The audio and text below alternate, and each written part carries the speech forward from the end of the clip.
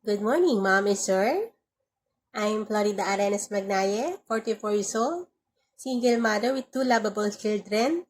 My daughter is 19 years old and my son is 17 years old.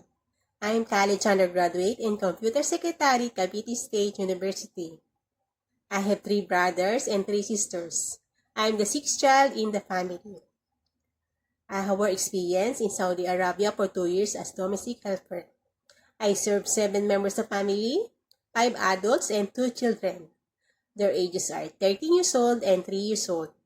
My main duties are taking care of the children, help them to changing the clothes, bathing, playing, and how to be respect and kind to be others. And last, my work experience in Iraq for 2 years as domestic helper. I serve 4 members of family, 4 adults only. My main duties are washing, ironing, cleaning, and help my madam to go to the market. I know how to follow the rules of and regulation of my employer.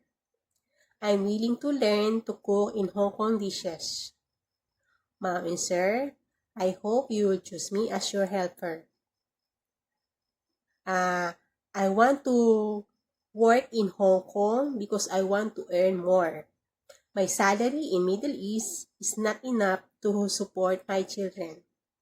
Mom and Sir, I hope you will help me and sign with me the contract.